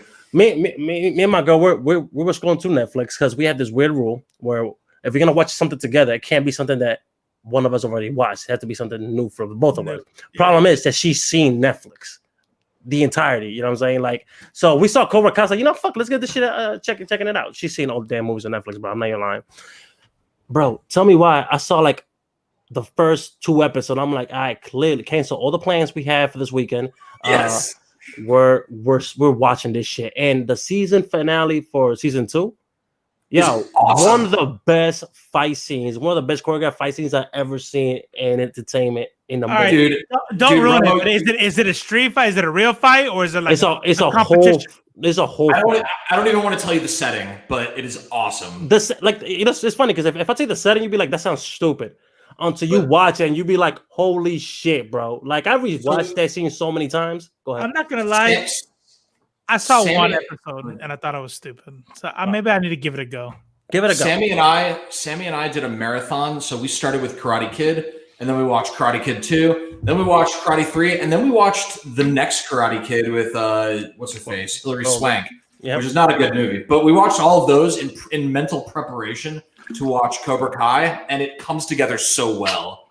It's like such a good flow of like. You know where they got the premise, right? How I Met Your Mother. I don't know who came first, but it was either How I Met Your Mother or College Humor. College Humor on like old school YouTube did a video on how not Ralph Macchio, but the other guy was actually the real good guy. Yeah, that was How I Met Your Mother. Yeah, How I Met Your Mother. I don't know who did it first because College Humor did it like old as fuck too, like a long time ago. And How I Met Your Mother, that whole premise was the vehicle for one whole episode where Ralph Macchio came in and Barney was pissed off because he wanted Billy Zabka, who he calls the Karate Kid. And then Billy Zabka was he was in the entirety of the last season, right? And all the jokes were how, for example, like his family don't even want him in for Thanksgiving dinner because he played the bad guy. He was like, I wasn't the bad guy, you know what I'm saying? So that after that premise is funny. Like after that, like those episodes, a lot of people actually went and rewatched the movie and they realized how unwatchable the Karate Kid is. That's right. Because I'm like one of my favorite scenes that if you watch as an adult, you know what I'm saying, you kind of hate this little motherfucker. Like, yeah, just put him in the body bag. Was this dude is just trying to roll a blunt with his homies? Put him in the body bag, Johnny. He is not doing shit. He's just like, when his homie motherfucker dumps water. If somebody dumps water on my weed, I'm about to beat your ass. Yeah. Dude, he started it. He started it by attacking him at the beach. Yeah, he pushed him. Yes. He was just chilling with his girl. This dude came in talking mad. Yo, man. Oh, he wasn't just chilling with his girl. Johnny was in her face. Yeah. Johnny was like in her face, and he did a gallant thing by stepping in and assaulting Johnny. But he took it too far. So hold on. So you and Sammy are in an argument. You guys are yelling at each other. You're like really mad at her for this thing. It's gallant of me to step in and start a fight with you because you. Am I threatening her? Because that's the big. Is it? Did he threaten her in the movie? He didn't threaten her. He was threatening her. He was. What did he say? What did he say? He was acting physically aggressive towards her. He was in her face. He was in his field. He was in his fields. Oh boy. He goes like, yo, so you chilling with this scrawny ass motherfucker. You haven't been replying to me. Yeah, I missed your birthday. My bad. I was chilling with the homies. I mean, I'll be pissed. And this motherfucker, who, by the way, this is the classic tale of, hey, the guy that she says never to worry about. And guess what? That was the boo. He broke her radio. Man, fuck that radio. So check this out. So just because he was wrong, like, yeah, okay. So if he's breaking her shit, I don't remember the whole scene. Like, me neither. You know what I mean? But here's the deal. It reminds me of this one dude, the guy who became like this overnight hero because in real life, the guy who rushed the guy at the terrorist in France, yes, on the train. This dude almost dies a couple years later because he has this God syndrome because the whole country just thinks he's like this God. And he's a staff sergeant in the military in the Air Force. He must know some crazy shit. He goes outside the club, sees this gangbanger and his girl yelling at each other. He decides to step in. He want to be tech sergeant, bro. He's like, bro, like, man, I don't know what you're used to in Afghanistan, but on the streets, you're gonna get stabbed in the face, and he did. He almost died. Yeah, he almost died. The dude who stabbed him was actually being held on charges of homicide, and they were waiting to submit it to the DA to figure out if Sergeant Stone was gonna live or not. Anyways, no, my whole point is, I am for stopping physical violence. Right, the bystander. Right, go in there. I'm okay with that. But sometimes people are just having a fight. Yeah. And Ralph Macchio stepped in to two teenagers in an argument and decided to use that as an opportunity to show him up. Ralph Macchio got what was coming to him. Like he was feeling it. And not only that, he attacked old boy. Like Ralph Macchio attacked him first. That's right. He snuck him. We could have just kept yelling or whatever. Yeah, he snuck him, right, and then he beat his ass, and people like, look at that bully, look at that asshole. Like to me, here's my thing. Like I get where Judith's coming from, right? But the dude never said, I'm about to beat your ass. He was he wasn't even being physically threatened. He was just a lot taller than her. You know what I'm saying? Mhm. And he's in his feels. My whole thing is like, if you're in a movie and you're the good guy, then you're allowed to attack the bad guy whenever because he's the bad guy. dude. Okay, but here's the thing though. But let's then don't pretend be it's real life. surprised when a YouTube series gets made after when everybody realizes you were actually the bad guy all along. Which is Danny's not the bad guy of the Karate Kid. They're both bad and good. They're complex characters. It's actually so. One of my favorite characters in the show. I only saw one episode, so I don't know. I'm gonna tell you, like one of my favorite characters in the show is actually Amanda, Danny's wife, because her role in the show puts up with some shit. Well, I like her role is just to be the adult. She likes to point out how ridiculous everything is. Like people over here talking about the karate dojos and all these like little wars between these teenagers, and like she's the only one that really puts into perspective. Like, are y'all two really? Y'all really gonna compare your class sizes on your karate dojo? You know what I mean? Like, yeah. But Rubble, I'm telling you, watch it. You know what I mean? Like, I hated it. Like, didn't even entertain the idea when it was a YouTube series, right? The Netflix bought it and shit. I'm like, fuck it, let me give this shit a chance. You know what I mean? And then kind of spend time with you, so we gotta watch the shit. I forgot she was there half the time. That shit was so entertaining. All right, okay. Yeah. Let me try these acoustics out one more time. You're the best around, and no one's ever gonna bring me down. Yeah. Oh yeah. It's good. It's good. It sounds like you're singing in an empty room. I know, right? Yeah. Dude, I like Welcome to my life. I like the artistic choice you went with no furniture, man. Like, it just shows that you're a minimalist and you a are minimalist. You know what I mean? You're so woke. I'm so zen right now. How woke are you? The more physical things you own, the more you're tied to the physical realm you'll be. So, you know, ladies and gentlemen, that's all I'm trying to say. That's all I'm trying to say. You know. Oh, you gotta understand. If you're trying to declutter your mind, you first gotta declutter your world. The world around you. I know. This dude, like yours, also. I like how he couldn't figure out how to get the camera in a place that didn't have the wall next to. You guys are in my closet right now. There's a shelf. There's a shelf in there that puts it at perfectly the right angle. Otherwise, I'd be looking down on you, like. Ugh. Yeah. Why you gotta make that sound effect? You're like, yeah, please give me love advice. Oh, love life advice. I got you. I'm an expert. I have one more news item, and it's so disinteresting that like part of me just wants to like not even say it. But I'll make it interesting. Go. Okay, Marvel's Man-Thing gets a new series and variant covers for the 50th anniversary of the character. To celebrate 50 years of Man-Thing, Marvel Comics has announced a new series starting the character, plus Man-Thing variant covers for other titles. I've just never found Man-Thing interesting, and that really terrible R.L. Stine run, which is, I think, famous now for being one of the worst runs of all time, really just was the final nail in the coffin for me. Isn't that the Goosebump dude? Yeah, the Goosebump dude did a run on Man-Thing. Hey, I know an author. dude, I'm telling you, I hate to advertise someone else's YouTube on our YouTube, but the Comic Tropes really did do a really funny breakdown of why his Man-Thing was such a piece of shit, and you should definitely watch it. Dude, I feel so bad because not only I mentioned mine, I mentioned Blurred. So it's like all these other channels I watch. No, it's okay. It's okay. Blurred without fear. If you want to catch up on what's going on in comics without having to worry about going and reading them, Blurred Without Fear is the channel to do that. Let's ask him to come on next weekend. Let's like send him a message. 100%. Yeah, he's blowing up. He's getting some deals, so who knows what his Saturdays look like? But yeah, I'll ask him. Let's clip this part of our show of us talking about wanting him, and then just send him the video of us talking about wanting him to come on our show. Man, I'm going through CBR.com, and I'm looking at Spider-Man. How did One Reality's Miles Morales and Gwen Stacy get married? Damian Wayne's new superhero identity will be explored in Batman Detective Comics. You know what? You're not picking news items ever again. Like these moves are lit. The Fantastic Four made a huge sacrifice to stop their most powerful new foe, and you got Man-Thing on here. But wait, sometimes if it's something that I haven't read yet, I don't want to research it and give myself spoilers. You're selfish. Yeah. Okay. So real quick, so Ace wants me to give the love life advice. Okay. And look at the question. Quick question. The boomer babe. Oh, here it is. Quick question. The boomer babe I'm in love with asked if I liked her.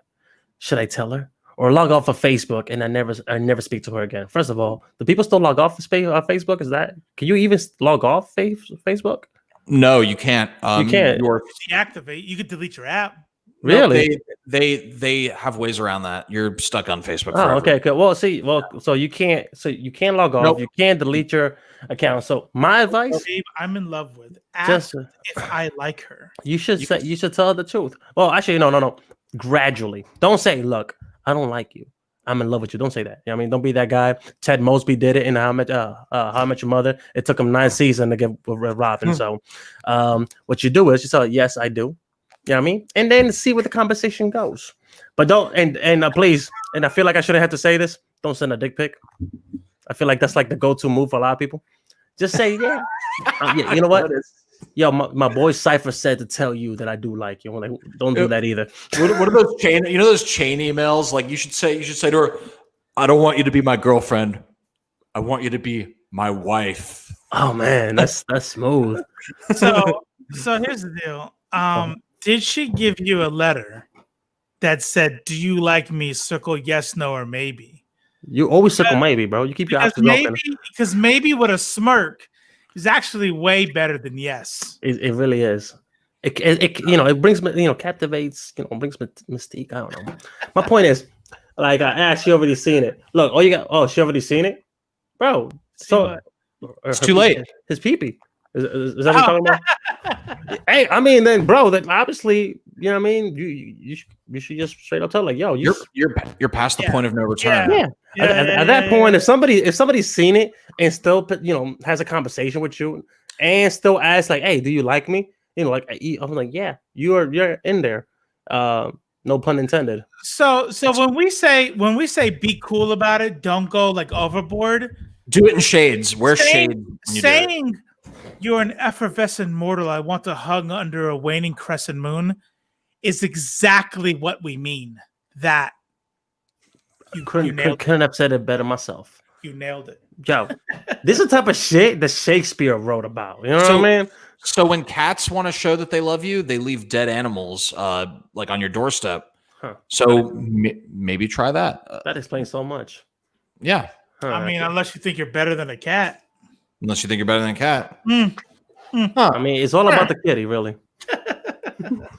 Let me tell you why I wrote her that. I feel like those are lyrics of a song. I feel like you like better to have loved and lost than to never go to jail. That's what I always say. But I see what you're trying to say there. You may want to rearrange the verbiage there. Oh, sorry, I mixed two sayings. Sorry. Corvid brain. The old Corvid. You know what? That actually reminds me. So on Netflix, there's an anime series called The Blood of Zeus, right? Michael Malone actually put me on, right? That series should be called The Dick of Zeus. Because holy shit, like a lot of penis in that one. No. A metaphorical penis. You know what I'm saying? Because the show is literally like any Greek tragedy is about Zeus doing whole shit and is biting him in the ass. Like 100%. That's literally what it is. So it's basically like it's like watching God of War light. You know what I'm saying? Like God of War, but like the Great Valley version. You know what I mean? It was okay. I gave it like a 6 out of 10. You know what I mean? But the animation was pretty good, and it was done for the same people that did the Castlevania anime, which is another Netflix series. Really? That's outstanding. Yeah, and did you watch it all? Yes, I did, and I hated season 3. Wait, really? Season 3? What do you mean hate it? So season 3 of Castlevania was basically like side quest. The series, side quest, the season. Because I see what you're saying. I still found it wildly entertaining, even in season 3. So to me, here's the thing with that. I feel like season 3, if it was spread, like whatever, those episodes were spread in between season 1 and 2, it would have made more sense because it just felt like a side quest. Like in the first one, Belmont, he's trying to basically go fuck up Dracula, and he meets Alucard. That's where the season ends. Season 2, Alucard, and they go storm Dracula and beat him. That's what I wanted. And then like season 3, you're dealing with the aftermath, right? But the Belmonts and Cypher, they basically go to this town and do this side quick with this crazy ass priest, right? Which the twist was entertaining, but it doesn't answer anything. It did not push the story further. It didn't give us nothing to look for season 4. Like then you got Hector and the other dude that used to work for Dracula. Their shit was one being a sex slave and being used by the how you say female vampire? Is there a word for that? A schmampire, I think. Schmampire. Yeah. Yeah, Or Hampire is the other one. So okay, cool. And then you got the other dude who's just looking for the other dude for betraying Dracula, right? All those guys' little storyline was just straight up Easter egg hunting. You know what I'm saying? Even the dude he fought was Legion from the Symphony of the Night. The Priscilla, Camilla and all her sisters. All these were just I remember that. What about the brother and sister or whatever the fuck they were? That was deep. But it had. Here's the thing. He got played, and I felt bad as fuck for him. He did get played. Yeah, I mean, he was about to clap some dope cheeks. I mean, I was happy for him. He needed it because the dude was the dude was suffering from some serious depression. Again, it literally didn't amount to anything because all I left with the question was: is he a villain now, or is he, just not going to trust humans? So my point is that the biggest thing about that season, which again amounted to nothing, was when they opened up the infinite hallway, as they call it, and at the very end, you see Dracula chilling with his dead wife, right? And they were trying to bring him back, and they just closed it, which is cool, but what was the point? Like there was I thought it was gonna be like a little scene where they shows like the gate was still slightly open, or there was nothing about it. Like Camilla was so detached from the main cast because she's trying to start a war with a country that we haven't even seen yet. So it literally had nothing to do with the overall narrative, which I thought was pretty good up until season 3. Season 3 was go ahead. It's a valid criticism. Yeah, I see what you're saying. I still like I said before, I still thought it was entertaining, but yes, it was not streamlined at that point, and there was a lot of threads that dangled off, kind of off the main story. Yeah. So, but the animation was dope. I'll say that. What is going on in the chat? I'm a writer and basically writing a book on the life we should have had if we met sooner. And so is this Helen Mirren? Is this a book where you get to write Helen Mirren letters in the past? Well, let's start from the beginning here. I'm a writer and am basically writing a book on the life we should have had if we'd met sooner. And this is the older... The boomer lady, babe. And she reads everything I write, and I told her there's one page directly about her, and that was from... Helen. And that was from she responded a bunch of purple hearts and said to look across the room and see you standing there would be heaven. I'm crying. What does this acronym mean? I'm crying. Sajava. I think I just heard Glynis applauds and beams, and I think that's the hug emoji. Even though that is a hug. Looks nothing like hug emoji, but it looks like it's like. I mean, it looks like this. It looks like this. Yeah, I've been complaining about that emoji for a while, and nobody's. I've been shouting at the clouds about it, but whatever. We should do an emoji review. Glynis, we should do an emoji review. That is a brilliant. That's the best idea I've heard in a while. That's an outstanding. Keith Smash says, "I'm gay and crying." Now kiss. I want to kiss her so bad. And then I want y'all to name. I want you to name Boomer Babe. Can we come up with an Boomer Babe? Sounds like a dope superhero name, though. Boomer Babe. Boomer Babe. Boomer Babe. Now get off my fucking lawn. It's just like you told me. So is this in the story you're writing, or is this real life? Did your are we trying to separate fiction from reality? I'm lost. And then if you answer some shit like, "What's the difference?" I'm gonna fucking log off. Yeah, wanted to tell me since February. Oh, that's when. That's Valentine's, and she told me she's in love with me, and has been wanting to tell me since February. When I told y'all to say hi to Tony. Oh, she has a name. It's Boomer Babe. That rhymes. Tony has done it again. It's good. Oh, nice. Well, shit. Nice. Now, again, never answer the question of is this fiction or. No, it's real. Because she was saying, remember when I told you? So somebody was in the chat named Tony, and okay. Okay, That's it all dope. comes together. Dude, Well, then I mean that's the answer, then, right? I mean, if somebody told me like, if I looked up right now and saw you in the same room as me, across the that room. would be heaven, bro. My next question wouldn't be, you think she likes me? However, you know what I mean. But he might be like you. He's an atheist, so heaven might not mean anything. Yeah, that would be my red flag right there. I'm like, you know what I'm saying? Like, maybe she's an atheist. There's no heaven. You know what's crazy though? He jokes about it, but he will. That's the type of shit he will do to sabotage his own. He will get in his own way. Yeah, like he will have a good ass rapport. She'd be like, oh, I thank God that I met you. First of all, you're thinking. First of all, it's a good thing Mylene didn't go that route, right? So imagine man eaters. You know, when we're gonna really start getting Tinder, we're gonna move this to the next level. She's like, man eater says, I just want to let you know that I prayed about it last night, and I think you're the one. And I'm like, prayed about it? What the fuck? No. I mean, I feel like flag on play, and this is why you don't retcon, because you have plot holes. You were an atheist back then. But I was struggling. That's a good point. And back then you would have been like, okay, you know, this is a sign.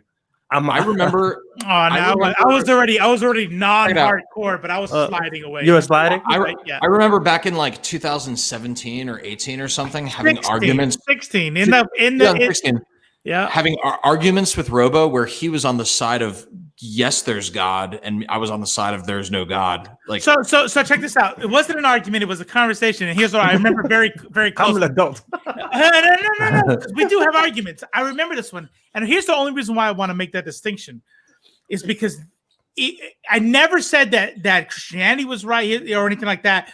What I said was you had questions against it, and I said, well, here's how Christianity would answer that. And I remember telling you in 2016, I'm like, I don't know if it's Christianity.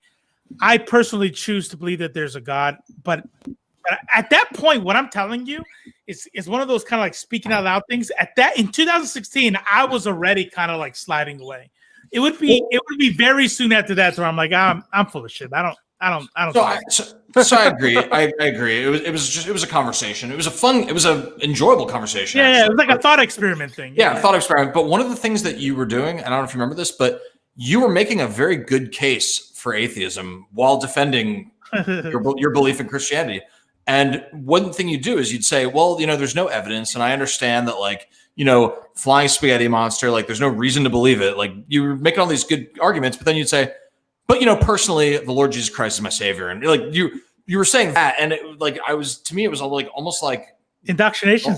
It's almost like you thought your mom was listening or something. You know. You know what's funny though? That's the same exact conversation I had with him, but with like everything you're saying, he would be telling me, because I'm one of those people that just can't commit. I'm agnostic, right? And we had that whole conversation. Like, dude, he said the same thing. You were making a great case why you should be atheist. You know what I mean? But then you just, you know, right at the last second, I'm like, dude, my mom was listening. You know what I mean? Like, yeah. My parents are not religious. I don't know if they would go as far as to call themselves atheists, but they're definitely agnostic.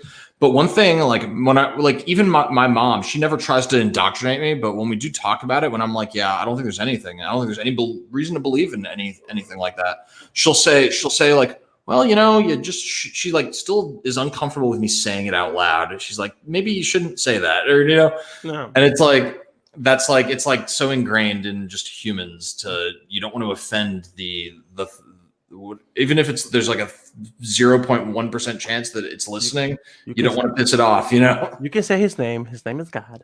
I've straight up said F it. You know what's crazy though is the fact that the biggest reason why I haven't like gone full atheist is because the times that my life has been close to, you know, ending, I guess you can say it. I've found myself subconsciously praying. Like, it was almost like how I put this. I didn't do it like, oh my God, like I'm about to end, like let me start praying now. But it was more like automatic. I'm like, oh shit, all right, cool. Let me make peace with, you know. That's indoctrination. Yeah. But that's also It's not evidence of anything, but it's a check in the there's no God category, because think about it. When you're in your least rational state of mind is when you start to believe it. You know what I mean? People dying on the battlefield on the opposite side of the planet call out for their moms, knowing their right. Mom It's when your mind, when you're scared and desperate, your mind is functioning at its lowest capacity. Mm-hmm. If that's the only time you believe it, that says that's not a case for it. You know what I mean? Well, what's it called? That reminds me of a famous Mark Twain quote: "Is that there's no atheist in a foxhole." Yeah, right. Yeah. Like I love you guys. There's no those reactions. Fuck you. you know, I mean, what else do people do in foxholes? They also shit themselves in foxholes. Yeah. There's no toilet users in a foxhole. You know? But there's also no loyalists in a foxhole. Yeah, that's people get tortured, fucking spill secrets. Like, when you're desperate, you do stupid shit. Right. You know what? Well, that was like one of my biggest fears. Like when I first joined the military, is like being kidnapped, being like a POW, and being tortured for secrets of shit that I don't know. You know what I'm saying? Like, because I never pay attention to none of the briefings. You know what I'm saying? I'm like, all right, like, this shit that's not. And like, imagine, like, tell me. I'm like, bro, I don't know. If I could, I would, bro. Before you even stabbed me the first time, I would have told you. It's like, hey, it's like, we're about to electrocute your balls. I'm like, dude, this is the gate code. Just walk in. Here's my ID. Have a good one. I'm out. Hey, Judah, is there any more news items? Nope. Man thing was the last one. Wow. I'm sorry. I did a bad job. You ended up on a fucking high note there. I did a bad job this time, and it's because I didn't start working on this until like an hour before it happened. So that's why we were entertaining as fuck. We're good. I know. We were still good, yeah. And Cypher was good. He didn't say anything offensive this time. So that was awesome. Thank you. What was last? What I said last time? I don't know. I'm about to like start watching. Boomer Babe asked Ace out. Congrats. So we got like another. We're gonna. Yes, awesome. We're gonna wrap this up in a moment, but last minute. Anyone have any last minute questions or anything? And we also have a mask competition we'd like to talk about. Yep. It says there's 9 people watching. First of all, I know how it is on the live chat, especially on your phone. Go ahead and minimize the live chat and give us a like if you haven't liked the recording already. But I want to give and Aramis, if you want to throw some details in the chat, Aramis and Ree, who's taking a much needed social media little break. I think more people should do that more often. Is doing a mask contest. So in the Discord, you got to go to Discord to do it. Let's see. Hey, Aaron, when I'm talking, can you drop the link in the thing, or somebody, one of the mods, if you could drop a Discord link in the chat. And so there's 4. We actually recommissioned on behalf of IFLC an artist to do 4 masks from an actual artist. But for the contest, you will take the Teespring mask template, design your own mask, and then we're going to vote on it for everybody in the Discord. And if you win, you will get a print of your own mask that you made. You will get one of the commissioned masks of your choosing, and you will also get X amount of money to gift card to Comixology. I can't remember the total right now. I think it's like $20 or $30 to Comixology. We need to make that bigger and make sure everybody knows. Please spread the word, share it out there. The more submissions we get, the more fun this will be, and then we'll do some voting. Yay! So $30 to Comixology. If you have any questions, hit us up in our Discord. Hit up Aramis, the architect, in our Discord about that. So I dropped the link in the chat. It's not showing up on my StreamYard chat, but it's in the actual YouTube chat. Yeah, I don't see it. I don't see it in the YouTube chat either. Really, the Discord link? Yeah. But here, I'll take care of that. If it didn't, maybe it didn't work. But I'll. Let me do it again. What do we have planned for the? Yeah, exactly. Yeah, your mask that you designed because you won. One of the commissioned masks and $30 in Comixology gift certificates. Ballin'. That's baller. Yeah. You guys should definitely do that. And I So- threw the link in the chat again.